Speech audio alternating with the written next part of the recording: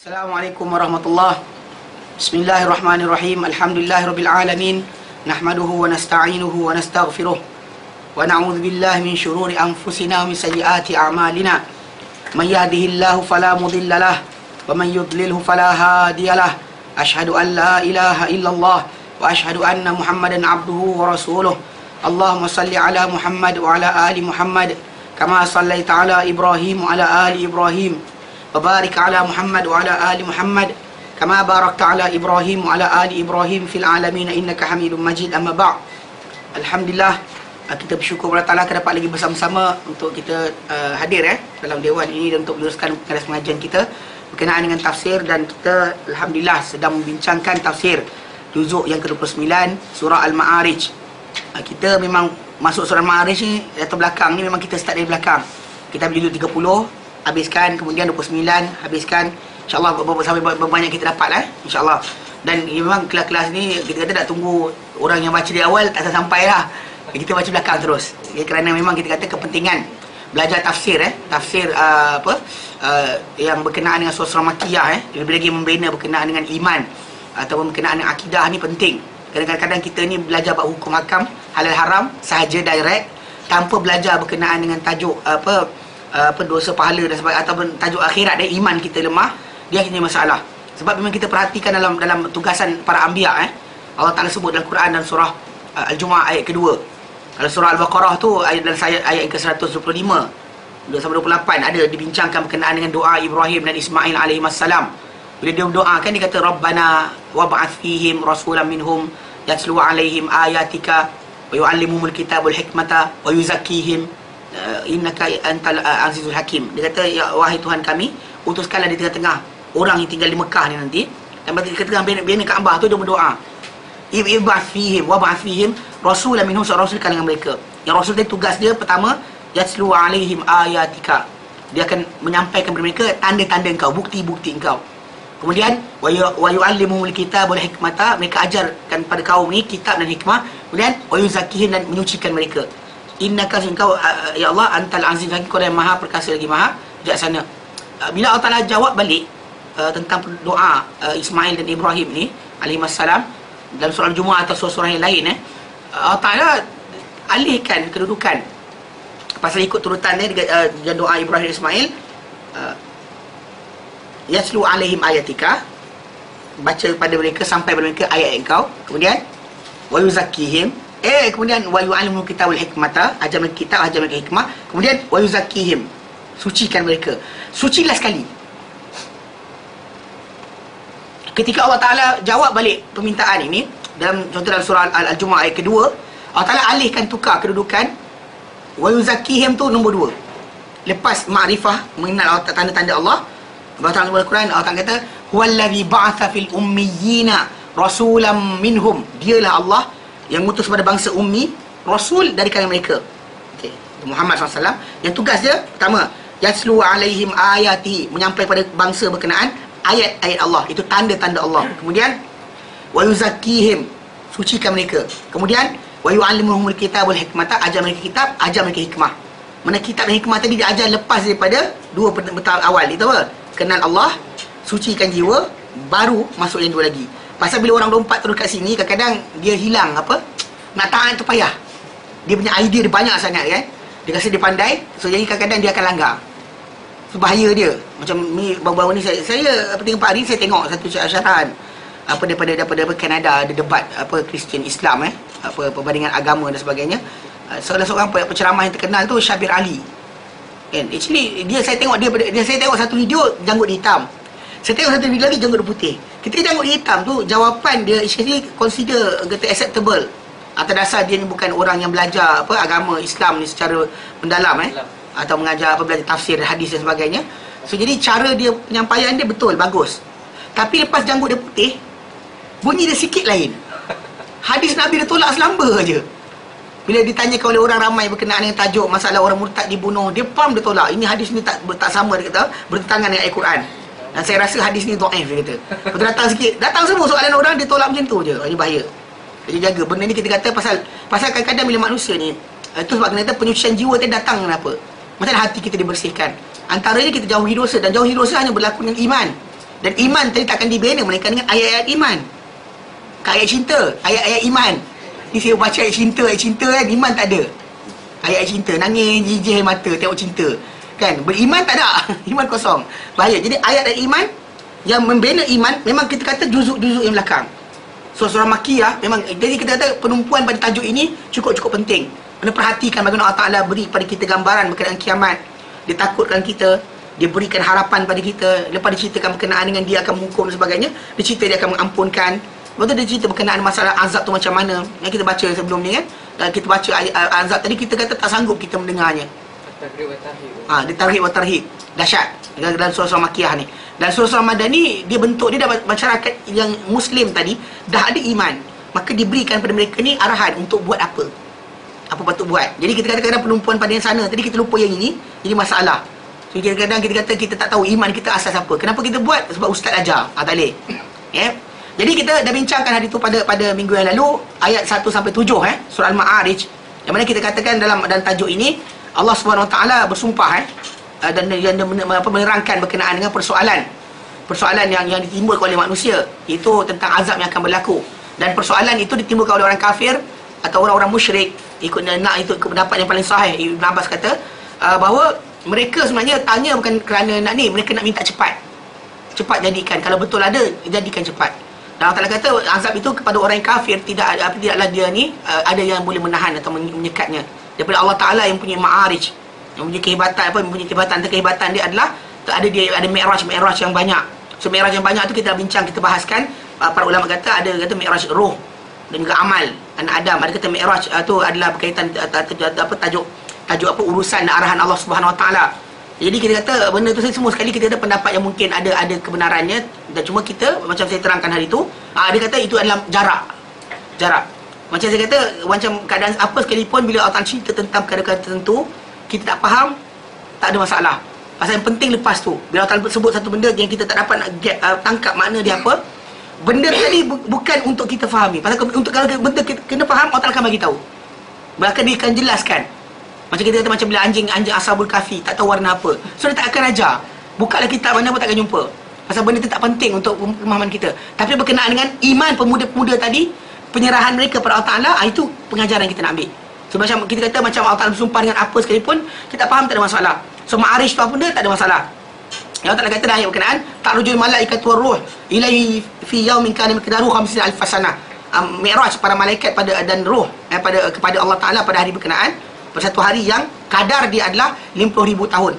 Dan kita bincangkan tentang tajuk ni, bagaimana Abu Hurairah radhiyallahu anhu datangkan daripada Nabi SAW tajuk berkenaan dengan bagaimana orang-orang di kiamat nanti, pada hari kiamat, memang tempoh dia bila orang tunggu di mahsyar, sehari di sana seperti 50,000 tahun yang di alam kita sekarang ni. Dan dia pada masa dia berbeza. Dan bahkan ketika menceritakan berkenaan dengan tempoh yang panjang tadi, Abu Hurairah radhiyallahu anhu ceritakan berkenaan keadaan orang-orang yang tak bayar zakat. Yang ada unta tak bayar zakat unta, ada lembu tak bayar zakat lembu, yang ada ada kambing tak bayar zakat kambing, yang ada emas tak bayar zakat emas dan perak dan sebagainya. Maka di hari akhirat nanti mereka akan sebelum dihisap, dia akan dikenakan, orang ramai tengah pergi hisap, dia akan dijalankan ke atas dia hukuman. Mana dia akan dipijak oleh binatang-binatang yang dia tak bayar zakat, dan lebih pantas, laju, besar daripada yang dia pernah bela dekat dunia. Lalu akan pijak dia. Kalau lembu tanduk dia, kalau unta tu sepak-sepak dan sebagainya, sampailah orang zaman selesai. Dan kadar hari berkenaan ada 50,000 tahun. Tu kita kata takutlah kita tentang perkara berkenaan. Dan kemudian Allah Ta'ala lepas tu terangkan kepada Nabi SAW, kerana kiamat itu adalah benda yang gaib, maka manusia akan banyak menafikan, dan bahkan minta cepat pula.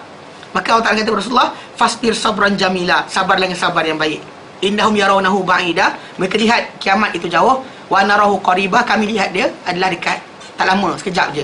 Cuma kita saja rasakan. Kalau kita nak rasakan benda ni, simple. Kita nak besar kan, umur 30 tahun, 40 tahun, 50 tahun. Cuba renung balik apa yang kita lalui sepanjang hidup kita. Macam mata balik, macam mimpi, macam baru sekejap tadi. Macam baru je kita buat sekian, baru je kita habis sekolah sebenarnya. Yang kita je rasa benda tu adalah lama, sebenarnya Allah Ta'ala adalah cukup sekejap. Baik, adik kita akan sambung sampai daripada ayat 8 sampai 18 insya-Allah. Allah Ta'ala berfirman, a'udzubillahi minasyaitonir rajim. Yauma takunus samaa'u kalmuhl wa takunul jibalu kal'ihn ولا يسأل حميم حميما يبصرونهم يود المجرم لو يفتدي من عذاب يومئذ ببنيه وصاحبته وأخيه وفصيلته التي تؤويه ومن في الأرض جميعا ثم ينجيه كلا إنها لظى نزاعة للشوى تدعو من أدبر وتولى وجمع فأوعى يقول تعالى بفرمان Allah Ta'ala al-azabul waqi' bil kafirin, azab yang akan berlaku pada orang kafir itu, yang disebutkan tentang azab yang tak boleh ditolak itu, azab berkenaan berlaku bila? Yauma takunus samaa'u kal muhl, hari di mana langit itu menjadi seperti tembaga yang cair. Cuma kat sini Ibnu Abbas berkata, Ibnu Abbas wa Mujahid dan Mujahid wa Ata dan Ata bin Rabah, semua mereka berkata wa ghairu wahid, dan bukan seorang ramai lagi berkata durdi zait, seperti mendapan minyak. Bila kita tengok bawah kan ada mendapan macam itulah keadaan dia. Langit tu akan, kalau kita macam tuang, bila orang tuang minyak, kalau dia kata ada kat bawah tu ada ni sedimen, dia akan turun kan, macam tu dia kata langit tu akan cair ni tu. Jadi macam tu saya dia kata, para ulama nyatakan bahawa dia al-muhl ni nanti rupa dia macam tembaga cair, dan cair gugur langit-langit tadi, dengan segala binaannya akan digugurkan oleh Allah Subhanahu Wa Taala. Dan dia kata kat situ wa takunul jibalu kal ahn, dan menjadi gunung ganang ni seperti ahn. Ahnun itu ai kasuf, seperti jadi gunung ganang seperti suf. Suf ni wool tau. Dia actually bahasa Arab dia beza. Bulu dalam bahasa Melayu kita sama semua. Bulu badan manusia bulu. Bulu kucing bulu, bulu ayam bulu. Okey, semua bulu. Tapi kalau ikut dalam bahasa Arab lain, bulu manusia ni sya'run. Walau kita kata duduk kat mana pun, kita kat ketiak pun kita sya'run juga. Bulu yang kita pakai, kita ada, bukan pakai kita yang kita ada sekarang. Bulu pada kucing atau pada kambing sebagainya panggil suf. Macam kalau ikut bahasa tu wool. Kan? Okey, dia panggil suf, bulu yang macam tu, bulu yang bentuk macam rambut-rambut halus. Itu panggil wool. Okey. Kalau bulu yang macam burung tu dipanggil rishah. Raya shimta marbutah. Ini tak ada bulu je. Okay, bantai kita bulu semua. Bila tengok bulu berterbangan, orang bayangkan bulu ayam. Kan tak nak kita kata bulu kan, bulu ayam berterbangan dia gitu. Tak. Bulu yang dimasukkan adalah wool. Dia lagi halus. Bulu-bulu yang dapat bentuk wool tu dia lebih halus daripada banding dengan bulu-bulu yang macam bulu burung dan sebagainya. Lagi halus, lagi hancur sebenarnya banding dengan bulu yang satu lagi. So jadi dikata aikasufil manfush, seperti bulu yang ditiupkan. Ini tu. Qalahu Mujahid, dikatakan oleh Mujahid wa Qatadah dan Suddi. Wa hadhil ayat, dan ayat ini kaqaulihi ta'ala, ayat ini sama seperti firman Allah Ta'ala dalam surah Al-Qari ayat kelima, wa takunul jibalu kal ahnil manfush, dan menjadi gunung gadang seperti bulu yang berterbangan. Mana bulu kalau dia macam orang dekat kambing, kalau gugur bulu, dia kambing ni kan biri-biri tu dia ada musim bulu dia tebal, ada musim bulu dia hilang.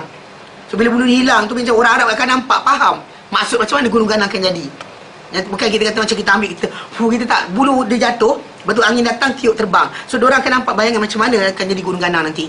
So dia tak ada masalah. Kita jadi benda tak jadikan benda tabi'i, diorang dapat lihat.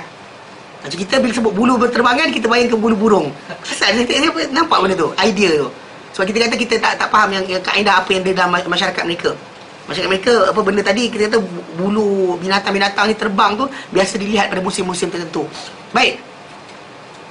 Wa qauluhu, dan firman Allah lepas tu, wala yas'alu hamimun hamima, dan takkan bertanya seorang yang seorang yang menyayangi seorang yang lain. Hamima, dia takkan tanya orang kesayangan dia mana pergi. Macam bapak sayang anak, tanya macam anak dia pergi. Betul yang anak tak tanya macam bapak sayang bapak kan. Kat dunia janganlah gaduh dengan orang kalau dia kata orang kata bapak dia macam-macam. Tapi bila mana bila mana datang keadaan tersebut, dia jadi ketika waktu berkenaan dia hilang. Wala yasalu hamimun hamima, dia tak akan bertanya orang yang sayang ni pada orang kesayangan dia. Orang yang menyayangi kepada orang yang disayang. Kat dunia dia bersayang sungguh, janganlah cakap apa-apa. Dia jahat pun dia akan sokong juga. Okey, Allah kata yubassarunahum, mereka akan diperlihatkan orang-orang berkenaan. Maksud Allah akan jadi lihat.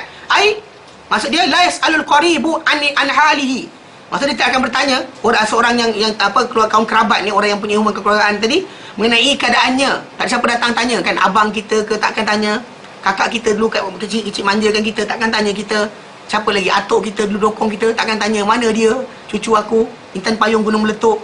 Tak ada. Yang sampai itu ada semua lari. Okey, wa huwa yarahu fi aswa'il ahwal. Sedangkan kaum kerabat yang ramai-ramai tadi melihat dia dalam seburuk-buruk keadaan. Kat dunia dahulu kau nampak macam tu, siaplah. Kan, jejih lain mata atuk tu tengok cucu macam tu. Dia actually atuk dengan anak dengan cucu lain. Siapa ada cucu dia tahu. Dia datang cucu tu, cucu pijak kepala pun tak apa. Kalau anak tu pijak kepala kelempang lagi. Cucu tak boleh. Pijak aku cucu kalah lah, anak kalah. Kita kata, jadi konsep ni kita kata kadang-kadang. Tapi bayangkan, di hari akhirat nanti, semua kesayangan kita ni kita akan lari. Kalau kita nampak cucu kita dalam keadaan payah pun, takkan kita kata macam, atuk tolong sikit. Even tu kalau kita dalam keadaan kebaikan sekalipun, kita akan lari. Kita akan ada. Pasal semua hari berkenaan harta para anbiya, nafsi-nafsi. Bila manusia datang jumpa para anbiya, minta tolong, syafaat, semua para anbiya, start daripada Adam, Nuh, Ibrahim, Musa, Isa, semua sekali kata, nafsi-nafsi. Dia kata, Tuhan aku murka pada hari ini dengan kemurkaan yang tak pernah dia murka macam ni sama sekali sebelum ni, dan takkan dia murka macam ni sama sekali lepas ni. Jadi aku pun ada salah aku juga, nafsi-nafsi. Pergilah kau pada orang lain. Semua tu boleh cakap macam tu. Mana para anbiya. Tapi pelik zaman kita sekarang ni, ada orang mengaku, dia kata tunggu saya kat sana, nanti panji kita akan ada. Kita kata ada orang panji. Ni kadang-kadang separuh tu tarikat dan sebagainya, dia kata guru dia akan duduk sana, bawa liwak. Panji tunggu kan. Ada lepas. Kalau dia kata ikut dalam hadis Nabi SAW, ada panji untuk orang yang buat jahat. Semua orang berkhianat, hari akhirat nanti dia akan pakai. Mana orang akan nampak dia ni adalah pengkhianat si fulan bin si fulan. Dia ada pengkhianat apa? Pengkhianatan di dunia akan datang kat sana dengan panji. Tapi untuk kita dengan Rasulullah SAW tak ada panji. Dekat dunia ni kita kata manusia kadang dia ada idea yang salah. Bukan tajuk masalah macam mana kita kenal Rasulullah di sana.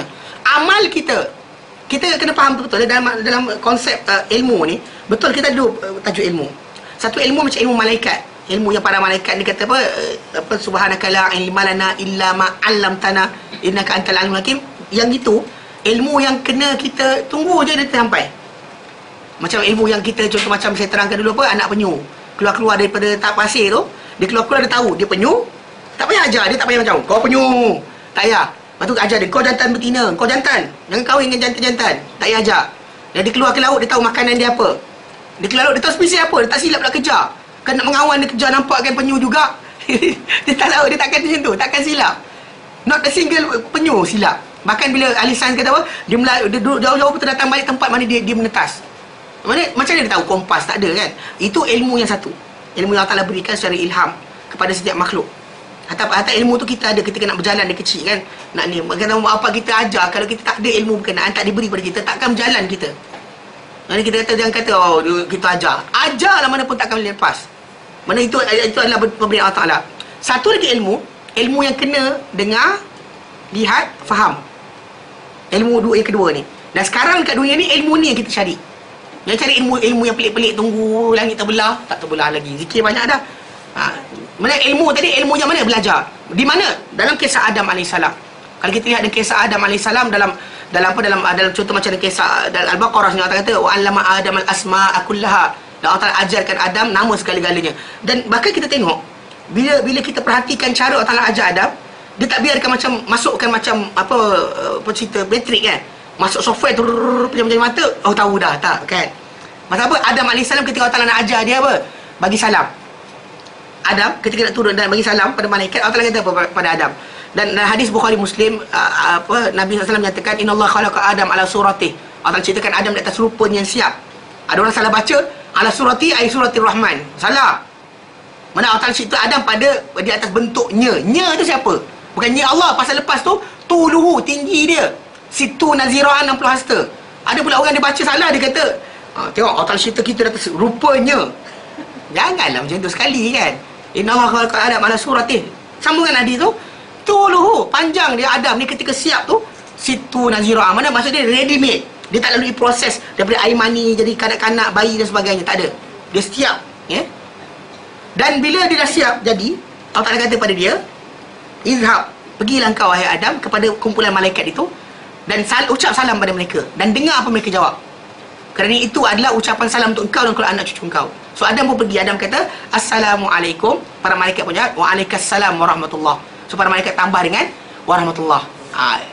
Nampak? Allah Ta'ala boleh tak masukkan saja maklumat daripada kepala Adam? Boleh. Tapi Allah Ta'ala suruh Adam tanya, suruh Adam apa? Dengar. Ini ilmu yang sekarang ni. So dalam konteks ini kita kata pengetahuan tentang ilmu ni, kita sepatutnya yang ilmu yang satu lagi tu, itu akhirat. Macam kita akan kenal Allah Ta'ala di sana, macam mana sekian, macam sekian, tunggu sana. Hatta dalam kubur, soalan kubur nanti, sekarang dah hafal. Hafal siap-siap, kita buat zikir. Zikir lepas semayang tu, Man Rabbuka Rabbi Allah, Man Nabiyuka Nabi. Hafal sekarang, masuk kubur tak jawab juga. Sebab apa? Sebab yang menjawab nanti dengan amal kita. Bila kita ada amal, Allah Ta'ala jadikan kita boleh menjawab. So jangan cari dekat sini. Tu kadang-kadang ada orang kata tak kenal di sini, takkan kenal di sana. Itu cek balik.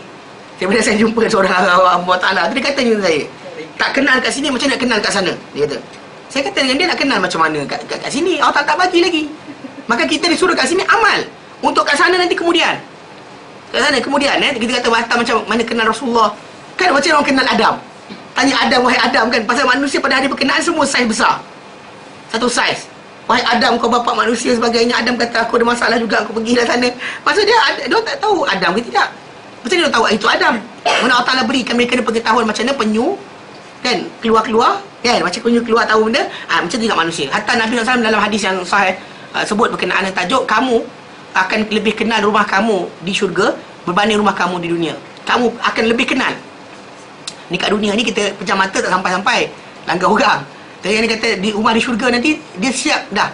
Macam kalau kita dah amal di sini untuk buat amal tanam pokok dan sebagainya kan, atas sembahyang 12 rakaat sehari semalam, ada rumah di syurga.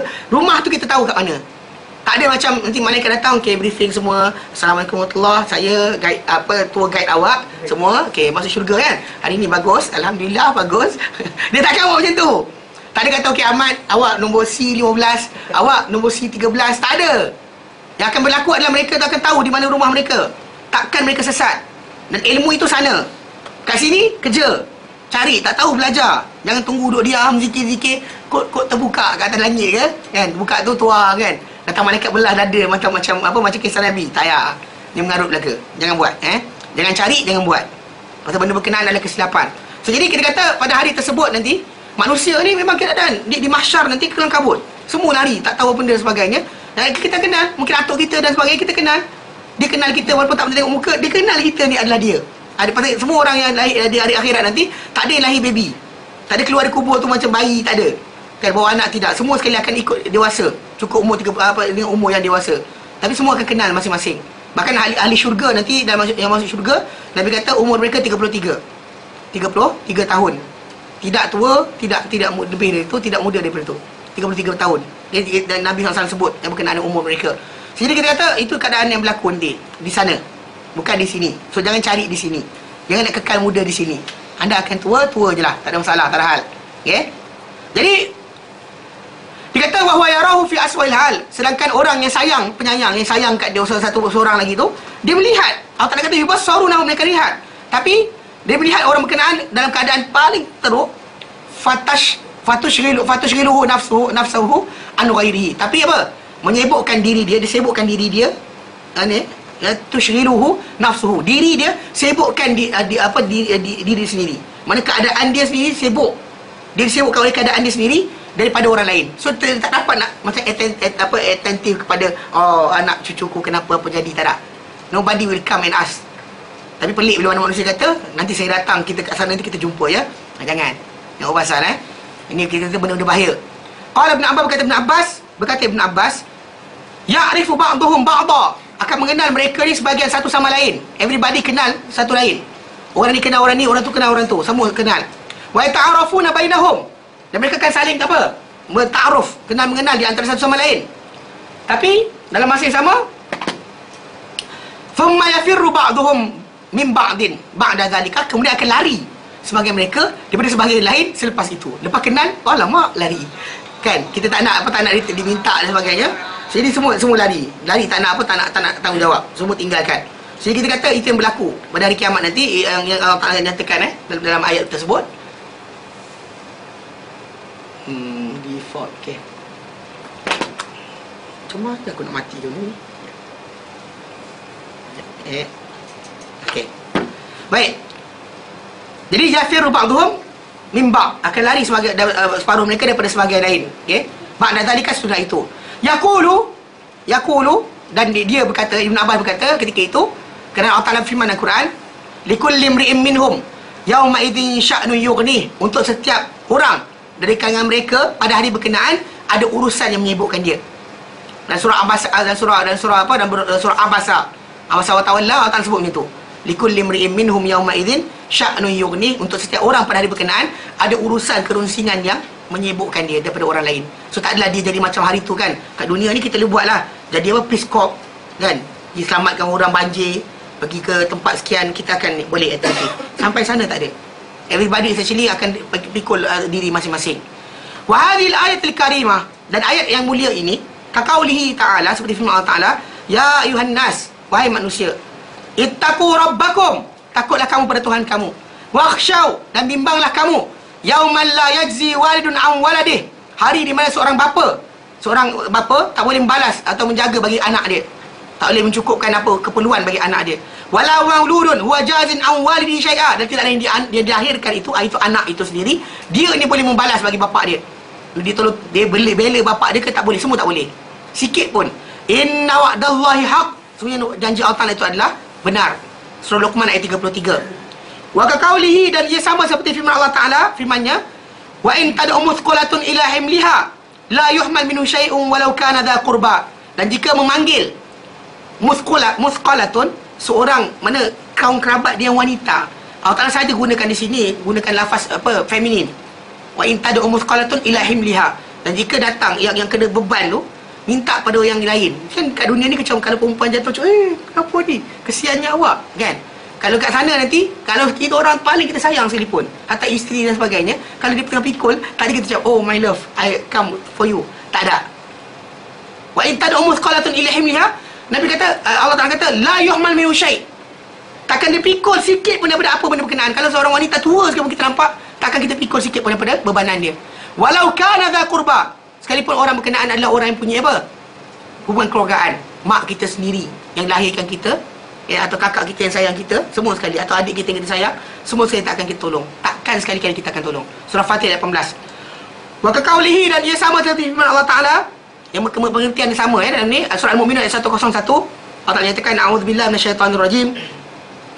Fa idza nufikha fis-sur, dan apabila ditiupkan pada sangkakala, fala ansaba bainahum yauma idzin, maka tiada nasab di antara mereka pada hari berkenaan. Putus semua sekali. Dan itu sebab kenapa satu benda kena ingat. Kalau dia kata kita kat dunia ni, orang kata nak beradik-beradik, dunia je, akhirat tak ada dah.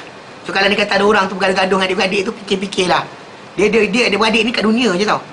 Sampai sana tu tak ada macam kita, okay, we are the son of siapa. Tak ada, semua lari.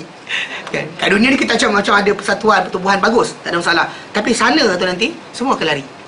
Sebab kenapa kalau kita tak banner di sini untuk kebaikan, supaya di sana nanti sambil senyum, oh alhamdulillah kita selamat. Nak yang senyum macam tu tadi takkan berlaku kecuali kalau di sini buat persiapan. Kalau tidak, kita kata kita belajar betul, yang ini kita tinggalkan, orang ini betul, putus. Walaupun orang berkenaan adalah orang-orang yang punya hubungan keluargaan dengan kita. Salah menyalahkan. Semua salah menyalahkan. Anak kata abah tak ajar, abah kata anak degil. Aku bagi tahu dah, aku hantar ke sekolah agama, saya tak belajar, dia kata. Lepas tu anak kata, mana ada sekolah agama? Abah dia kata sekolah petang tu sekolah agama lah. Tak salah, habis. Kita kata benda macam ni, kita kata menjadi sebab. Ya, jadi fala ansabanahum yauma idzin wala yatasaalun, mereka takkan saling bertanya-tanya. Tanya-tanya khabar ke, apa khabar, macam mana mati hari tu, sakit ke? Tak ada dah. Tak ada siapa tanya, tak ada sekian. Kesian mana sekalipun orang tu, sayang mana pun, dia akan tinggalkan, putus. Wa kaqaulihi, dan dia sama seperti firman Allah Ta'ala di surah Abasa ayat 34 sampai 37. A'udzubillahi minasyaitanirrajim. Yauma yafirrul mar'u min akhi, hari di mana larinya seorang manusia itu daripada, seorang individu daripada adik-beradik dia sendiri, daripada abang dia atau adik dia. Wa ummihi wa abi, dan dia lari daripada mak bapak dia sendiri, daripada ibu dan bapa dia. Mak dia nampak mak bapak dia lari. Alamak, mak aku dia lari. Okey, wa sahibatihi wa bani, dan juga teman wanita dia, mana isteri dia lah, sahibatihi wa bani, dan juga anak-anak dia. Semua dia nampak dia lari. Likulli imri'in minhum yawma idzin sya'nun yughni, untuk setiap orang di kalangan mereka pada hari berkenaan ada urusan yang menyibukkannya. So dia takkan ada masa untuk melihat orang lain. Ni Allah Ta'ala ceritakan hari azab untuk orang kafir yang tak ada siapa boleh tolak tadi. daripada Allah Ta'ala yang punyai Mi'raj yang Mi'raj yang berulang-ulang yang banyak, yang maha agung dengan Mi'raj berkenaan yang berlaku dengan jaraknya, dengan kebesaran Allah Ta'ala. Azab hari berkenaan adalah hari di mana orang-orang tersebut nanti akan lari. Mana gunung ganang akan menjadi debu berterbangan, langit akan cair, dan dalam sama apa? Hari tersebut semua orang akan lari daripada satu sama lain. Tak ada siapa yang akan mengatakan, oh saya akan tolong awak. Tak ada hero, Superman pun tak ada. Yang kulut ya? Yang kekal kat neraka. Tak, actually kalau keadaan kita kata memang kita dalam tajuk orang-orang yang mendapat syafaat lain. Tapi masalah sekali kita kata bila Al-Quran datang ke kisah kat sini, dia tak ada bagi tahu yang satu lagi. Dia tak ceritakan berkenaan dengan keadaan orang yang akan tenang, tak. Tapi Nabi bagi solution. Kalau kita nak pada berkenaan hiruk pikuk, kepayahan dan sebagainya, sini buat kerja dulu. So apa kita buat kat sini, result di sana. Dia jangan kita tunggu sana kemudian upgrade. Ada soalan ni orang tanya saya, tak ada upgrade ke ustaz? Kan sampai sana kita upgrade. Dah lepas lah, alamak tak dan. Tapi ada simpanan sikit, kita upgrade. Minta orang ni tambah sikit, so kita naik. Tak ada. Jadi kita sebab masalah pasal tu, sebab kenapa kita lihat kalau dia kata macam orang yang belajar tarikat dan sebagainya, dia lain sikit. Dia orang berzikir, zikir dia terus dia bagi pahala pada guru dia.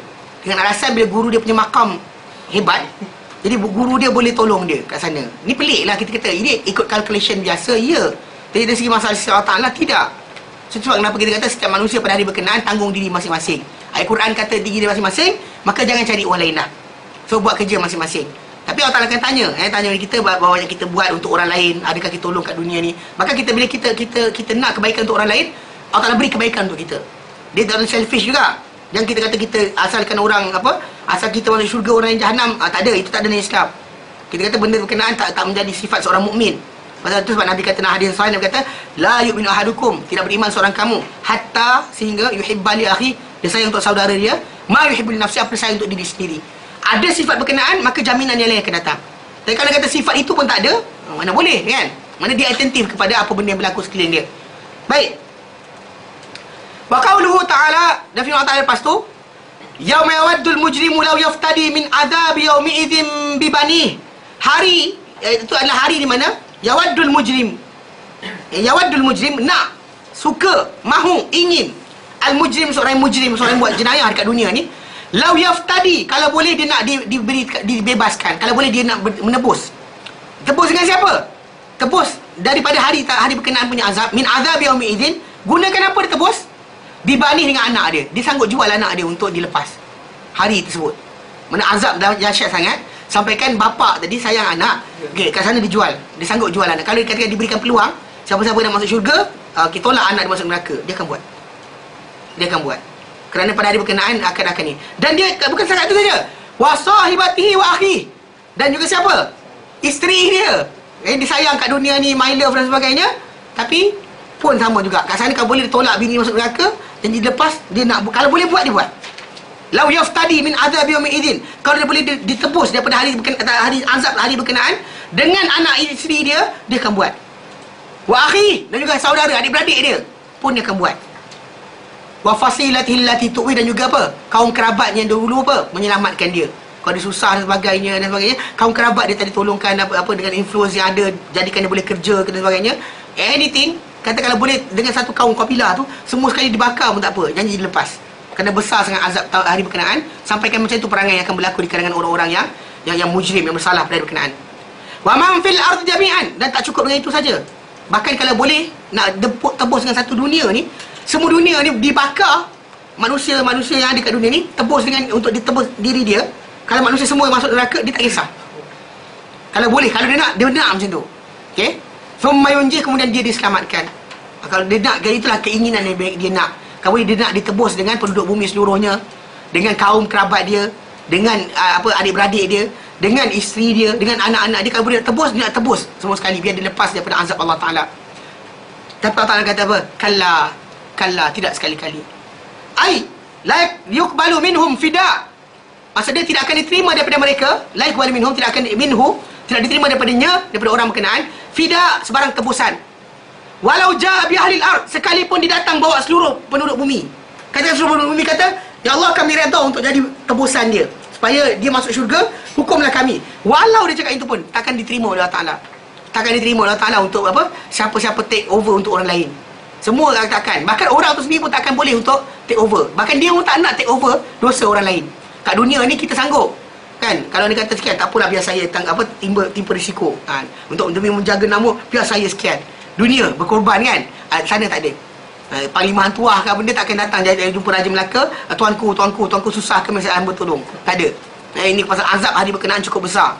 Actually azab yang kita kata azab tadi, Allah Ta'ala gambarkan macam tu. Besarnya azab tadi, teruknya azab tu. Bayangkan apakah benda yang boleh menyebabkan orang macam tu. Kita kata zaman kita sekarang peperangan, manusia kadang-kadang boleh sacrifice hidup dia. Kesusahan, kepayahan, seorang ibu boleh sanggup tak makan untuk anak dia. Kan dia macam anak dia tak makan, tak apa asal anak dia makan. Macam kisah apa? Kisah Sarah, kisah Hajar ketika Ismail menangis dan sebagainya. Kan dia kesian dengan anak dia. Mana kita kat dunia ni memang kita kata apa kepayahan sekalipun kita dapati memang manusia ni dia sanggup berkorban. Dipanggil altruism apa tak? Bahkan di antara benda yang kita kata apa? Dalam membatalkan evolusi. Bila manusia kata evolusi ni kan, tapi sifat apa binatang ni dalam apa pengorbanan yang ada pada binatang yang apa korbankan diri untuk anak dan sebagainya, untuk anak tadi. Dia bukan masalah survival of species. Kalau ikutkan survival of species, dia nak hidup seorang kan dia mula survival of the fittest. Dia digunakan dalam teori evolusi. Mana untuk supaya yang paling fit itulah paling menang. So itu yang dia design yang terbaik akan naik sebagai yang kekal. Yang mana tak baik semuanya jap mati.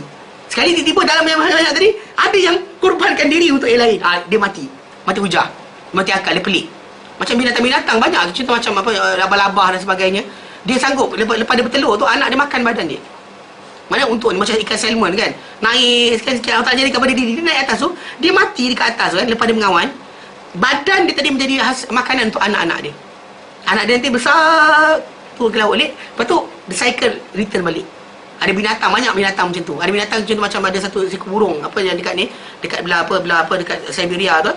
Dia burung ni bila ada binatang nak pergi makan telur dia ulur badan dia kepada binatang tersebut. Dia buat macam badan dia sakit kan, macam sayap dia patah.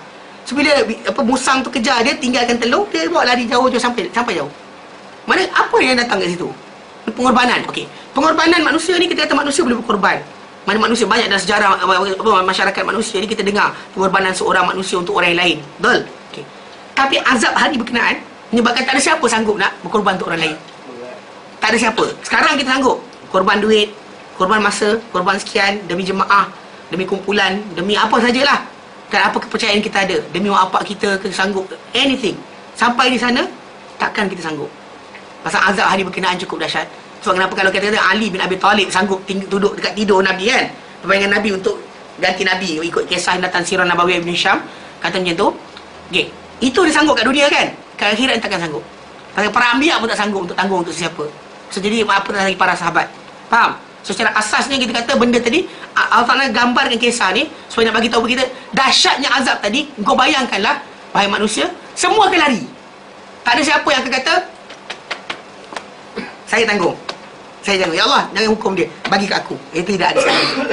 Na'udzubillah kita kata. Tak ada manusia akan bangun. Semua kan, ya Allah, dia yang jahat dulu. Ya Allah, dia yang buat dulu. Semua akan lari.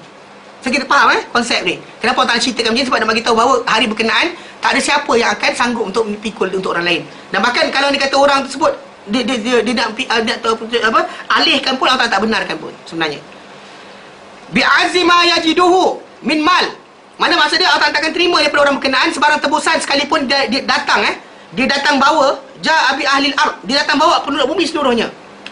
Dan juga dengan bi'azzi, dengan semahal-mahal, semewah-mewah, ma yajiduhu minal mal, daripada harta yang paling mahal. Batu dia 5 sekian berapa juta ke dan sebagainya. Apa dengan barang mahal dunia? Apa dia paling mahal kat dunia sekarang ni? Belian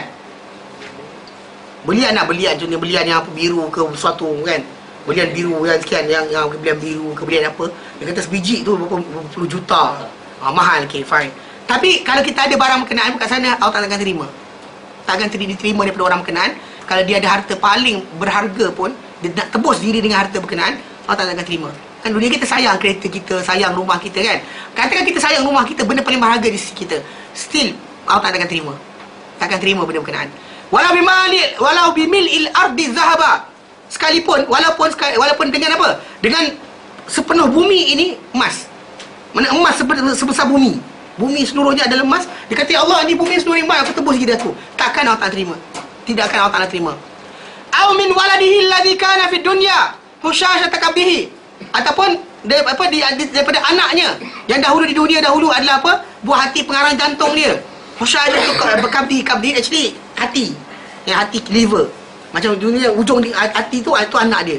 Kan? Sakit, senak dan sebagainya, itulah dia. Okey. Jadi dia kata gambaran macam ni sekali. Yawaddu yaumal qiyamati. Ingin orang-orang berkenaan yang bersalah ni, yaumal qiyam, pada hari kiamat. Idza ra'al ahwal, bila dia melihat bencana kiamat itu, ayaftadi min azabillahi bihi. Dia, anak dia sayang tadi, dia akan cita-cita kalau boleh lepas dengan azab Allah Ta'ala, anak dia sayang tadi, dibakar. Tunjukkan dahsyatnya azab tadi. Apa kadar dahsyat dia sampai macam tu sekali keadaan. Tak ada siapa yang kat dunia ni akan kata, ya Allah jangan hukum, aku ambil. Tak ada siapa akan cakap itu. Bahkan dia nak pun Allah tak akan bagi. Tapi dia sendiri tak akan cakap. Mana kalau boleh, biar dibakar satu dunia ni, dia lepas, itu actually the best. Yang dalam itu kita kala yang lepas itu paling dia nak. Wala yuqbalu minhu, dan takkan diterima ia daripadanya. Man takkan diterima apa tebusan berkenaan daripada dia.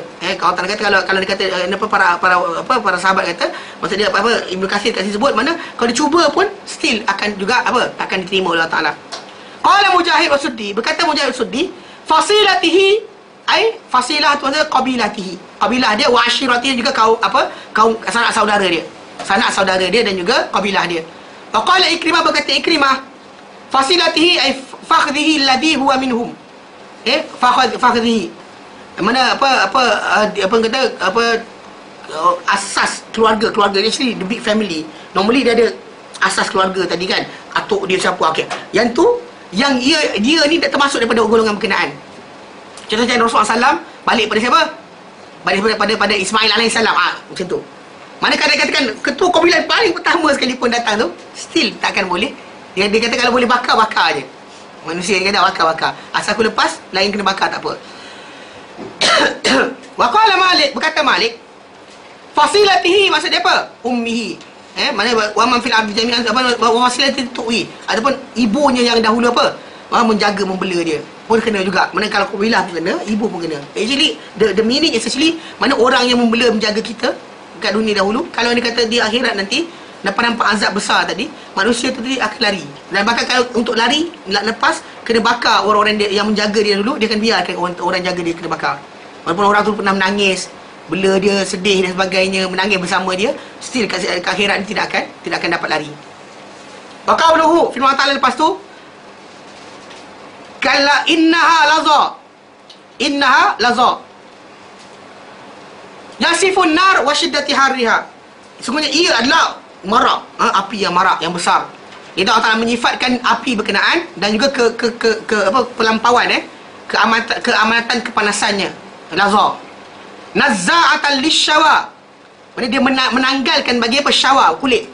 Actually dalam bahasa Arab bila kita macam kita bakar benda kan, dajas masywi. Syawa ni maksud dia bakar kulit. Bakar sampai kulit, dalam tak terbakar, luar tu terbakar hangus, dalam elok lagi. Sebagai syawa. Dia ada laza, dia actually macam nama-nama neraka tu. Sebenarnya ada separuh tu bakar sampai tulang, bakar sampai kulit, bakar daging aja. Dia ada actually nama-nama tu berdasar pada ni. Sakor dan sebagainya, sair. Itu meaning yang berbeza. Jadi kat sini dia kata apa? Nazza'atan lisyawa. Yang api neraka tadi panas tadi, dia akan mencabutkan kulit. Nazza'atan lisyawa. Dikatakan oleh Mujahid, dia kata apa? Jildu ra'si.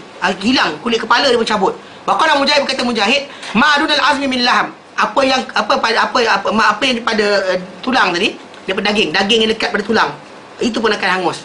Bahkan Sa'id bin Jubair berkata, Sa'id bin Jubair, al-asab, saraf dia akan dibakar.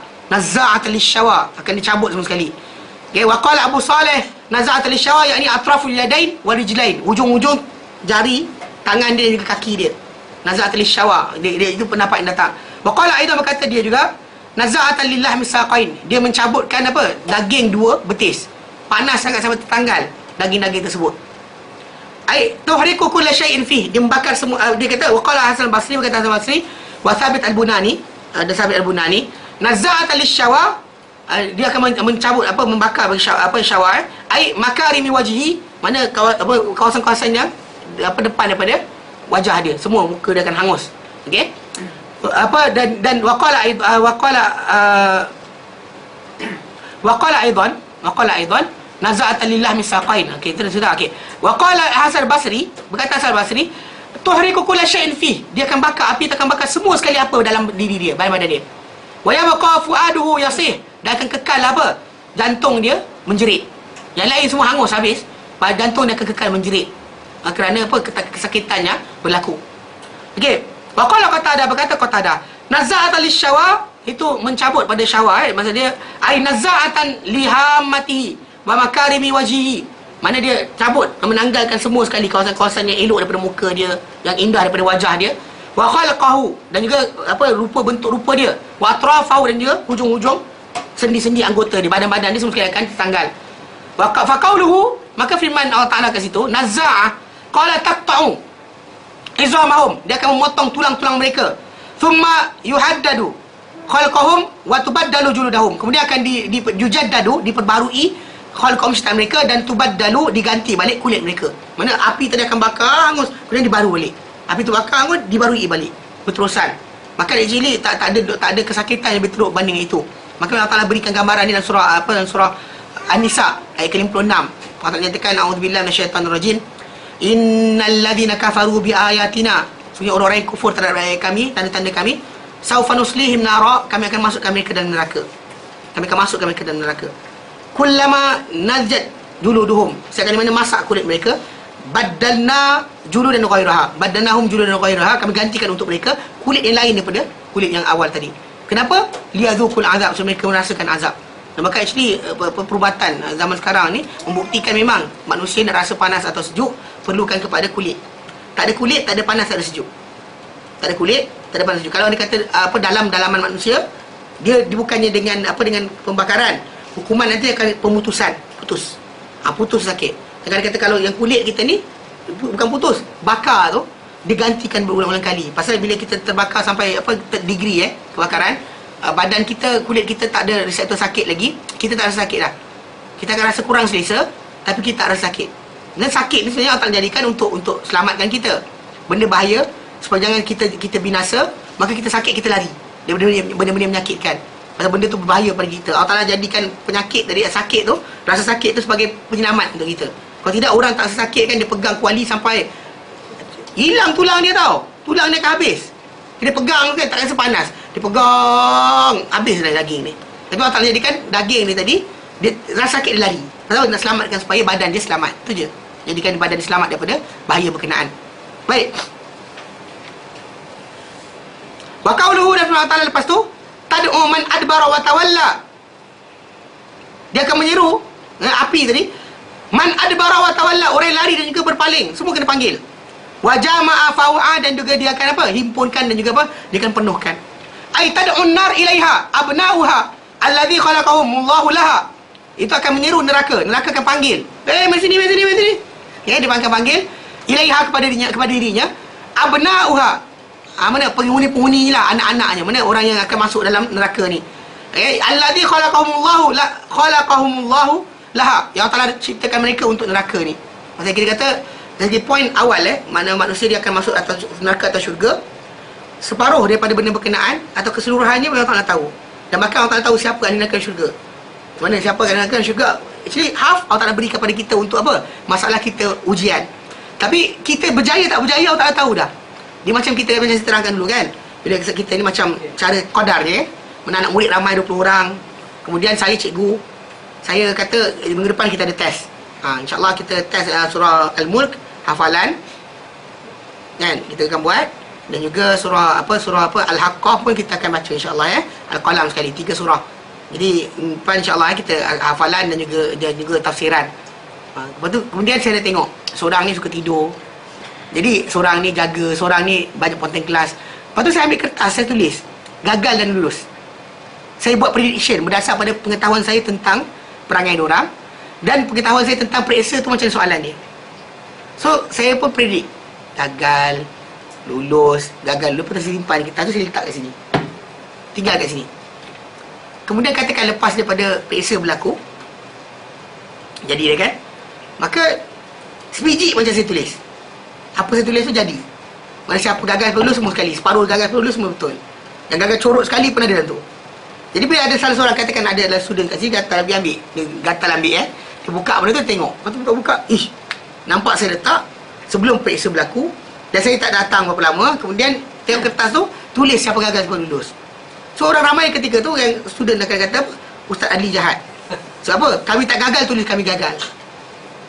Kami tak gagal lagi, tak periksa pun lagi, tapi dah kata kami siapa gagal, siapa lulus. Kalau bagi benda berkenaan, kalau buat tunjuk perasaan depan ni pun, saya ada defense saya akan kata apa? Saya cuma anggarkan berdasar pengetahuan saya tentang awak dan pengetahuan saya tentang apa? Periksa tu. Jadi saya tahu boleh lulus ke tidak. Jadi bila saya kata gagal, saya tahu kenapa saya kata gagal. Macam awak tak gitu, tapi prediction saya sebagai seorang guru, saya boleh salah. Pasal saya limited. Allah Ta'ala tak limited. Dia tahu kita akan bertukar ke tidak. So anything yang ilmu Allah Ta'ala tertulis tadi, memang dah ada dah. Dia tahu dah. Bahkan neraka dah siap-siap. Macam orang dia jadi syurga, macam Bilal bin Rabah. Kan Bilal bin Rabah, dia tak mati lagi. Nabi SAW boleh kata apa? Nabi kata apa kau buat amal kau yang paling harap Bilal? Aku dengar tapak kaki kau dalam syurga. Bilal pun dia kata amalan paling aku harap adalah aku setiap kali aku nak wuduk, aku akan solat 2 rakaat. Ada orang salah baca hadis ni, dia kata Bilal lah orang pertama yang mengadakan solat sunat wuduk. Nabi tak pernah ajar, dia kata. Ada seorang ustaz dia datang kepada Tuan Zara hari Ramadan, dia bagi speech kan, apa tazkirah, dia sebut benda tu. Saya message pihak masjid, saya kata saya datang ke masjid tu, dia kebetulan isyak tu semayang sebelah saya ustaz ni. Tapi lepas isyak tu habis, dia ke depan nak jadi imam tarawih. Orang bagi tazkirah je nak ni, bagi betul nak apa. Tapi tak apalah, nama tak tahu ingat ada nombor tidak. Lain cerita, saya message pada pihak masjid, saya kata apa ustaz punya statement salah. Dia kata dengan orang ramai, dia kata tengok para sahabat mengada-adakan benda Nabi tak ajar, dia kata. Saya message, saya kata mana ada benda tu. Saya kata, saya bagi saya punya masjid, saya kata riwayat hadis berkenaan dengan masalah solat selepas wuduk, solat selepas wuduk, yang kisah Bilal satu benda, tapi dalam kisah Bilal tadi jelas Nabi tanya dengan dia, apa amal kau paling harap setelah kau masuk Islam? Mana kau masuk Islam, apa amal kau paling harap? Pasal aku dengar tapak kau di syurga. So Bilal dia tak nampak yang kena je, kan dia lagi banyak benda selain itu.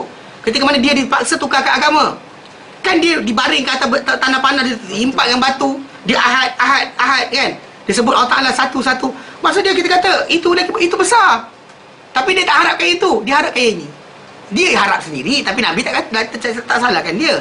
Cuma konsep dia sekarang ni, dia cakap. Jadi namun begitu, Uthman bin Affan, dia pernah sekali berwuduk depan orang ramai. Dia wuduk yang sempurna dan sebagainya. Kemudian dia lepas wuduk tu, dia kata macam ni lah aku lihat Nabi wuduk. Macam ni aku lihat Nabi wuduk. Kemudian Nabi pun berkata, barang siapa wuduk seperti wudukku ini, wuduk seperti wudukku ini.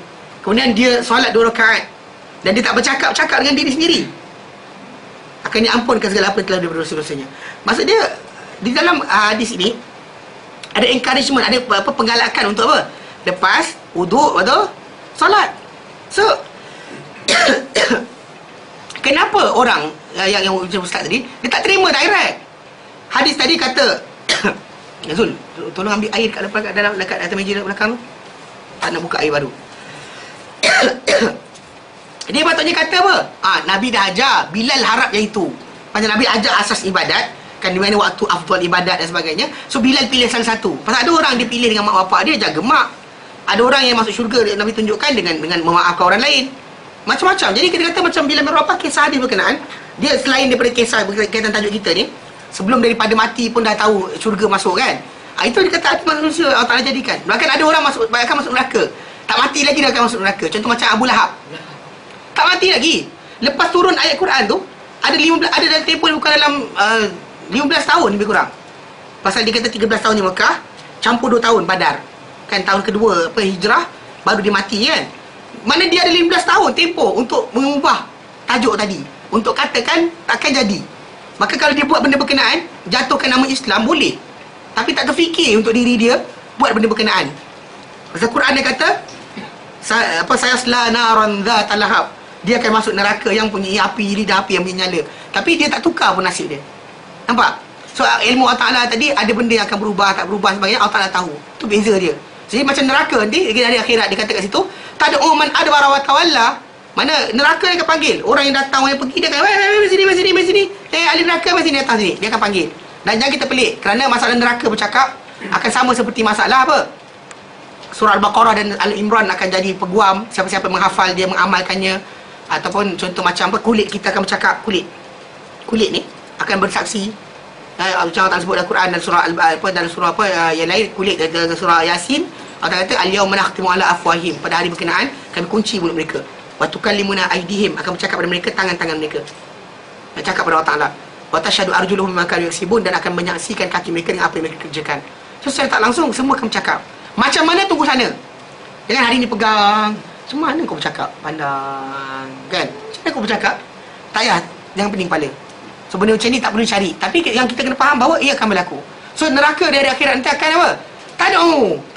Weh. Dia kata, mari sini. Ahli neraka, mari sini, masuk sini. Mari sini dipanggil. Okey? Maksud dia kata, ai tad'un nar ilaiha. Dia akan menyeru neraka ni kepada dirinya, orang-orang makhluk-makhluk yang akan jadi untuk masuk dalamnya. Wa qaddara lahum annahum fid darid dunya ya'maluna amalaha.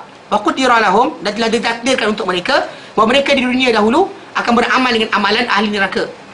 Maksud dia takdirkan tadi bila Nabi SAW jelas kepada kita, takdir itu adalah maksud dia mana orang tu bila dia akan ahli neraka, dia mudah buat amalan ahli neraka. Itu kita boleh perhatikan sendiri di sekeliling kita. Ada kawan kita mudah buat jahat, ada kawan kita mudah buat baik. Ada orang kan, dia punya laluan hidup dia tadi macam syurga. Mana dia buat baik dibantu. Ada orang nak dibuat jahat dibantu Allah Ta'ala sampai lepas kan. Skodeng lepas, kemudian pergi gym curi lepas, semua dia buat jahat lepas. Maka orang tu sebenarnya jangan dia bangga diri. Sebenarnya maksud dia dah selangkah kaki dari neraka. Dia mudahkan. Macam orang lahir anak orang Islam, so dia pun mudahkan sebahagian daripada kehidupan dia untuk belajar Islam. Ada pun orang lahir dari keluargaan bukan Islam, maka separuh kaki dia dalam keadaan nak masuk neraka dah. Tapi masih lagi Allah Ta'ala gantungkan kepada tajuk apa? Allah Ta'ala uji mereka, adakah mereka akan ubah atau tidak, adakah mereka akan berdoa dan sebagainya. Pasal Allah Ta'ala sebut dalam Quran dalam surah Ar-Ra'd ayat ke-39. Kita nak bacakan ayat ni 39 betul kan 39? Tak ingat.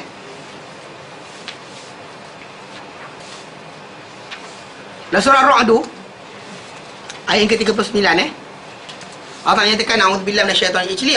Sebenarnya Allah Ta'ala berikan gambaran berkenaan dengan masalah takdir. Tapi takdir tadi the first thing first, Allah Ta'ala tumpu berkenaan tajuk para anbiya.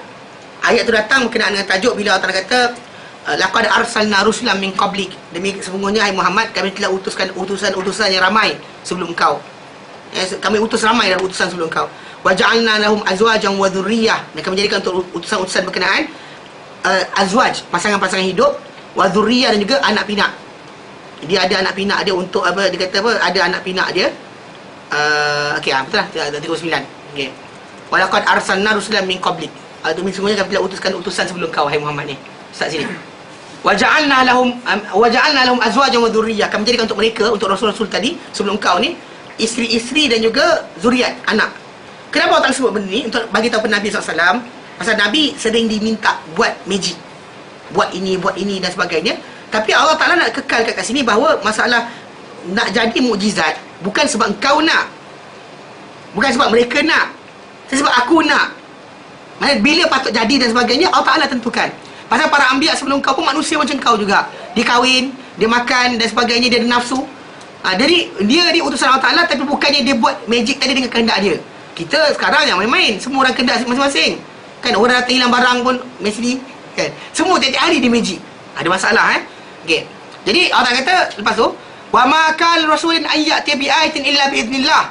Tidak boleh untuk seorang rasul tadi, seorang rasul itu mendatangkan sebarang bukti atau tanda untuk terbelah bulan ke, belah laut ke, tu keluar matahari ke, anything, hidupkan apa binatang yang telah mati ke, anything, semua sekali. Tak boleh didatangkan illa bi idznillah, kecuali dengan izin Allah Ta'ala. Kenapa? Likulli ajalin kitab, untuk setiap satu benda, tempoh bila nak berlaku satu perkara, ada tulisan dah. Allah kata dah tertulis. Kemudian Allah sebut yamhullahu ma yasha, Allah padam apa dia nak. Macam tadilah kisah orang masuk neraka ke syurga ni kan, tulis dah. Tulis dah. Pasal malaikat datang kan ketika dalam perut ibu kita. Kan dia kata bikat bi azrizkihi wa ajalihi wa amalihi wa syakin am sa'id. Malaikat tu akan diperintahkan tulis 4 benda. Rezekinya, ajalnya, amalnya, dan bahagia atau celaka orang berkenaan, dia akan sengsara ke atau berbahagia di dunia ini. So kalau kita perhatikan memang tulis dah. Tapi dah masa-masa Allah Ta'ala suruh kita apa? Doa. Kan inna siratal mustaqim sekali lagi. Apa kau dah tulis dah? So what? So itu sebab para sahabat bertanya Rasulullah. Dia kata, ya Rasulullah, adakah kami masuk syurga dengan amalan kami atau ikut apa dalam kitab yang malaikat tulis tu? Nabi kata bahkan ikut dalam kitab. Kenapa Nabi jawab macam tu? Sebab takkan Nabi dia kata Allah Ta'ala tak tahu. Pasal Nabi kata, tapi beramallah. Beramal Nabi kata. Jangan tinggalkan amal. Sebab kulun, setiap manusia ni muyassar, dipermudahkan lima qudiralahu bagi apa yang ditulis untuknya. Kalau ditulis untuk ahli syurga, dia mudah buat amalan ahli syurga. Tapi belum tentu dia akan buat. Pasal dia nak buat ke tidak tu, itu lain pula. Itu dia kata dosa pahala kita kat situ. Kita lahir anak imam, tak ada deposit pahala banyak. Lahir anak ustaz, anak Bilal, tak ada. Ataupun lahir anak penyinaya, anak perompak, anak pembunuh, pun tak ada deposit dosa siap-siap. Kerana kau lahir anak pembunuh, anak kau dosa kau banyak ni. Tak ada. There's no such thing in Islam. So maksud dia apa? Setiap manusia ni lahir macam tu. Apa yang Allah Ta'ala berikan dia masalah kekayaan dan sebagainya, tak dosa pahala lagi. Choices dia buat dalam masalah A atau B. Buat atau tidak, makan atau tak makan, minum atau tak minum, cakap atau tak cakap. Choices yang dia buat tadi, di situ tulisnya apa? Pahala dan dosa. Kalau hilang choices tadi, contoh macam dia gila, malaikat pun tak salin. Kan segala amal yang dia buat tak ada kan salin oleh para malaikat. Kan dia gila. Tapi bila dia sedar, dia tahu, okey, tulis. Faham? Saya tak langsung kita kata masalah takdir tadi. Memang kita kata, memang kita orang yang akan masuk neraka dah diketahui di sisi Allah Ta'ala. Ilmu dia menahului segala-galanya. Malam qadar. Malam qadar tu untuk tahunan. Actually kita kata macam saya terangkan dulu, kita ni manusia ni ada 4 takdir yang besar. First, pertama Lauh Mahfuz. Itu yang kita baca dalam hadis Nabi SAW. Yang Allah Ta'ala ciptakan kolam. Allah Ta'ala kata pada kolam berkenaan pena berkenaan, tuliskan apa yang akan jadi daripada mula tu sampai akhir kejadian. Kemudian Allah Ta'ala jadikan untuk kita ni takdir nombor 2, ketika mana persenyawaan di antara sperma dan ovum.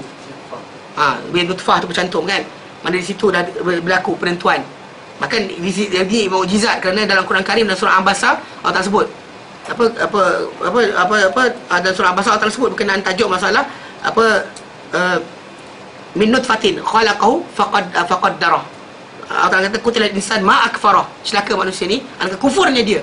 Min ay syai'in khalaqah, tak pernah dia fikirkan daripada apa dia dijadikan.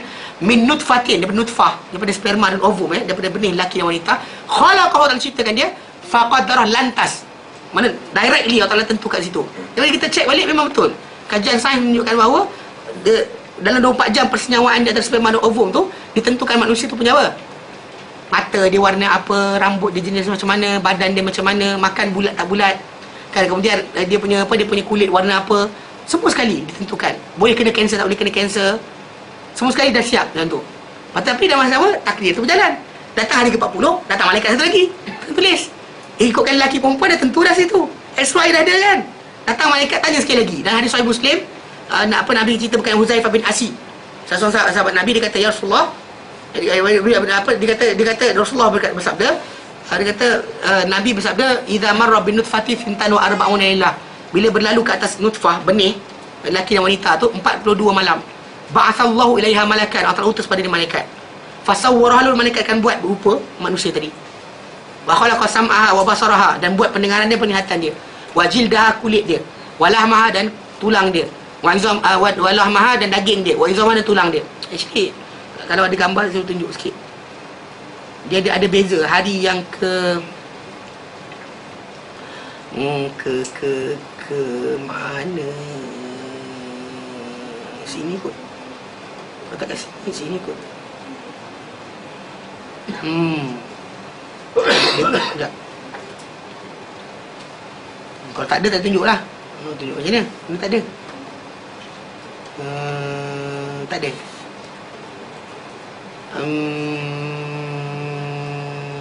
Bukan. Satu lagi lah. Tak ada. Tak ada kat sini. Kalau siapa nak tengok, benda tu boleh buka dalam multi-dimensional human embryo. Buka website internet. Dia actually benda tu sampai sekarang dia orang buat website tu percuma untuk siapa nak tengok janin sebelum jadi fetus. Sebelum jadi fetus tau. Lepas jadi fetus dia tak kisah dah jadi budak, baby nak membesar tu tak kacau. Dia ambil stages di mana bayi tadi tak ada rupa orang lagi. So dalam konteks benda ni, hari dia ada stage 17, 18. Dia 7, 18 tu dia kira hari ke-41 dengan 44. Mana hari 41 kalau reverse kan, 41, 38, 37, 35, 3 berapa? Tak ada rupa orang. Memang tak ada rupa orang. Tapi start daripada hari 44 dah ada. Jari dah mula keluar, mulut dia dah bercantum, badan memang kita tengok kita akan nampak orang. Jadi begitu malaikat datang, mana berkata 42 kan, malam 42. So sehari selepas malaikat masuk tu, dia tak gambar bayi untuk hari berkenaan dah cukup. Padahal tu sebab kita tahu manusia, tapi saiz kecil. Saiz dia bukan dalam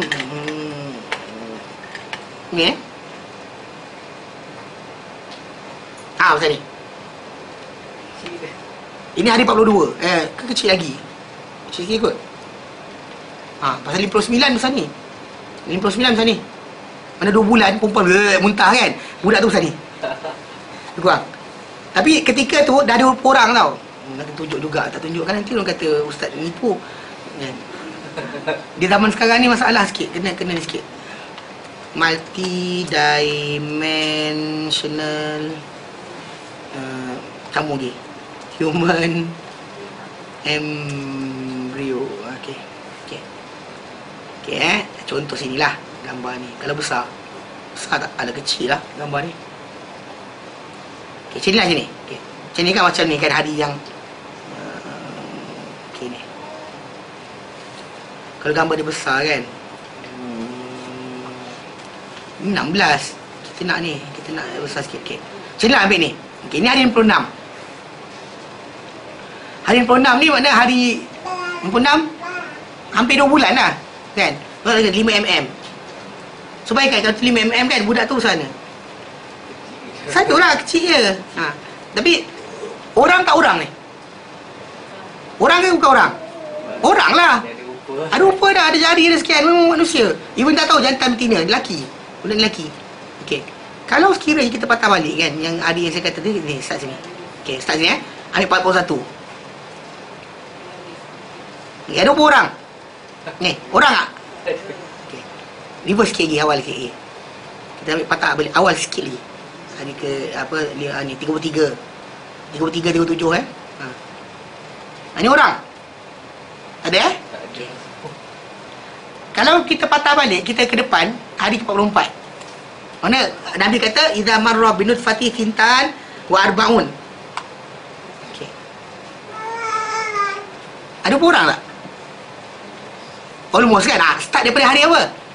Mana Nabi kata idza marra, bila melintas binutfati dengan nutfah benih tu, fintan 2, arbauna 40, lailah malam, ba'athallahu ilaihi malaikat, Allah Taala utus padanya malaikat. Malaikat tu buat kerja apa? Fasawwaraha, malaikat tu bentuk rupa dia. Dan tadi dalam gambar yang awal tadi kita kata kat sini kan, contohnya hari yang ke-40, hari ke-17 ini hari 41. Okey. Malaikat tadi buat apa? Fasawwaraha, bentuk rupa dia. So kat sini dah ada start ada rupa. Bukan sini. Ada kat sini. Sini. Ni kita buang ni tak masuk. Okey. Kan? Ni tak ada rupa kan? Okey. Ni start ada rupa. Mata tadi kat sini dah ke depan. Mata tu datang. Okey. Fasawwaraha wa khalaqa sam'aha wa basaraha. Kalau sini tengok ada mata tak? Telinga? Tak ada. Okey, kalau sini dia start dah. Ni kita nampak ni mata, ni kita nampak telinga. Jadi malaikat tu apa? Wa khalaqa sam'aha wa basaraha. Lepas tu wa jildaha wa lahmaha wa izamaha. Kulit dia, daging dia, tulang dia. Sini kita kata kalau kita patah sini tak ada kulit. Pasal ni hati ni. Ni hati. Tak terbalut-balut kan? Okey. Kemudian tak ada tulang pun, tak ada nampak pun macam kita kata jari jemari sebagainya, dan juga daging lagi tak ada. Tapi kat dalam gambar yang ini nampak tak? Dia dah mula balut. Actually tadi dedah kan? Hari 41 kosong, terbuka. Kan? Terbuka. Tak ada kulit. Hari 44, mana sehari malaikat masuk hari 42. Sehari lepas malaikat masuk dalam gambar, nampak? Nampak ada kulit. Tutup. Berkarung. Okey.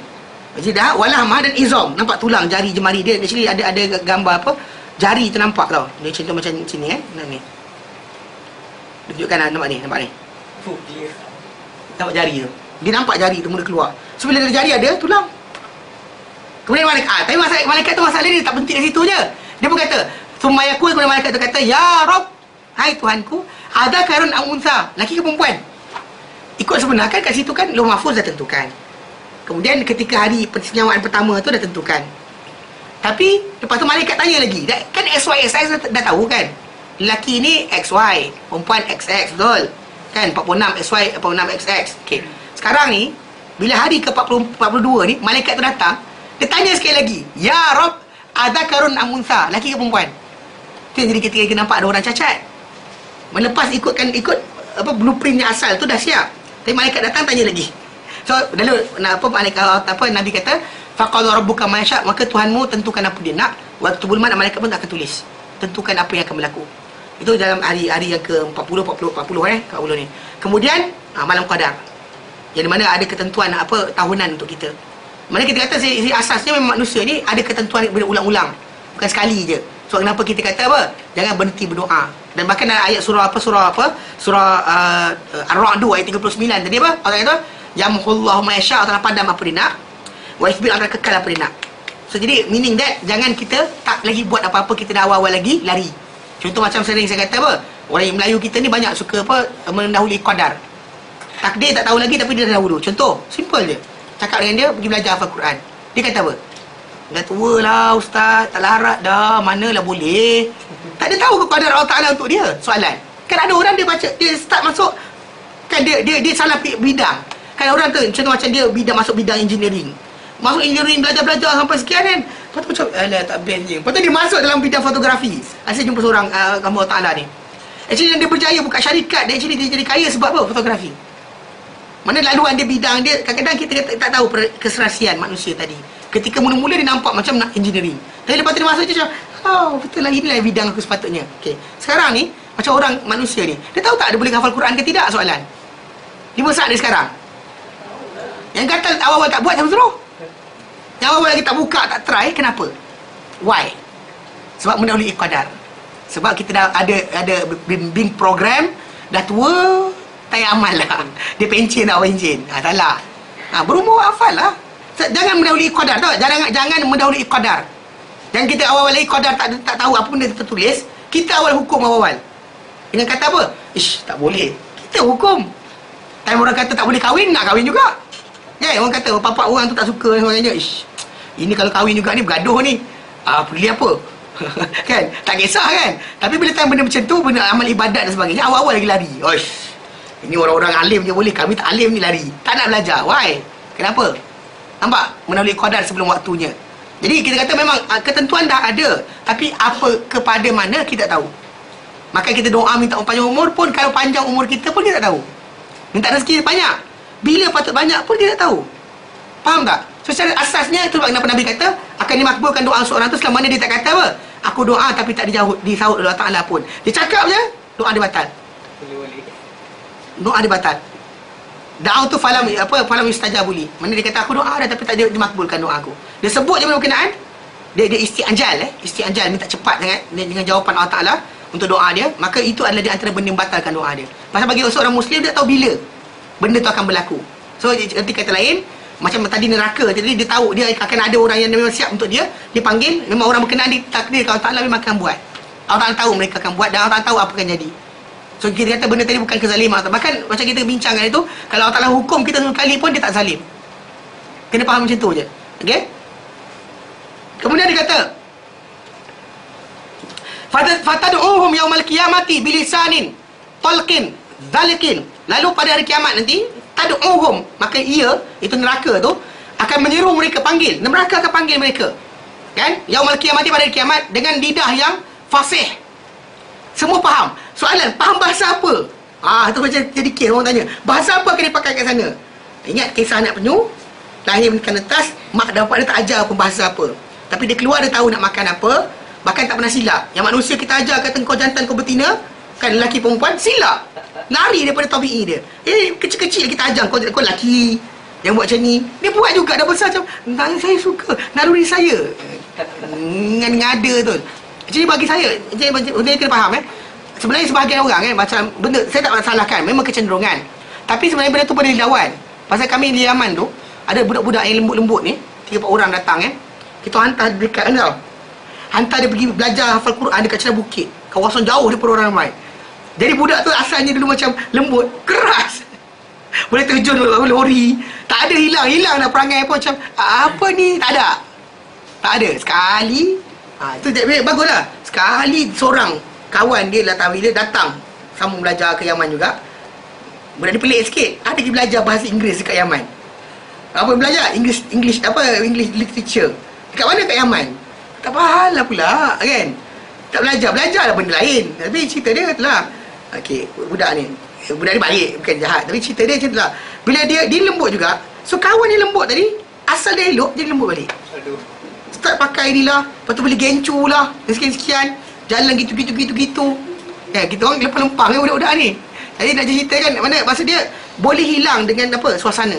So kalau sekiranya orang yang membunuh, semua 9 orang, 1 orang dia bunuh untuk bertaubat, Nabi kata dalam hadis berkenaan, cara dia ditinggalkan masyarakat mana dia ada, kelompok tu, maka orang yang ada masalah dalam jiwa tadi macam apa, dia cenderung pada kejahatan atau benda yang diharamkan oleh Islam, lari daripada benda berkenaan, alihkan tempat.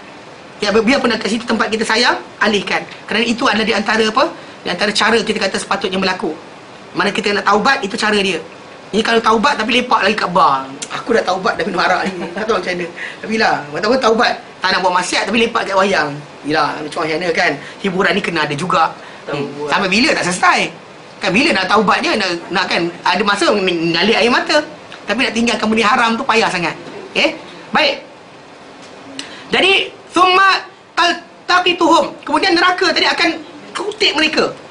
Min baini ahli mahsyar. Dan ini orang-orang ni tak ada kira lagi tau. Amal tak ada kira lagi, terus kena kutip dah.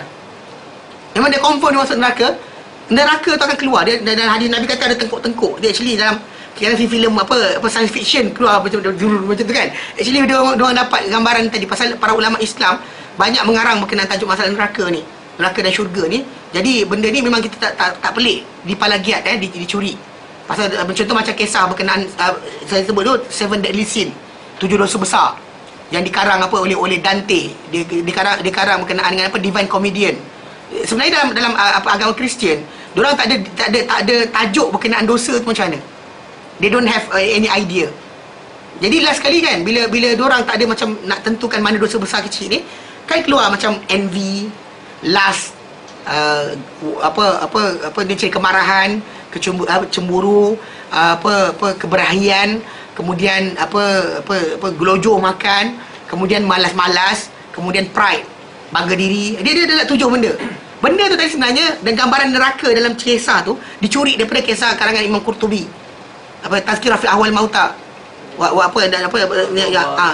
Yang dikarang oleh Imam Qurtubi. So jadi dia orang kutip, kemudian bayangnya tu. Ini keluar dalam Wikipedia tulis sekali. Dia curi.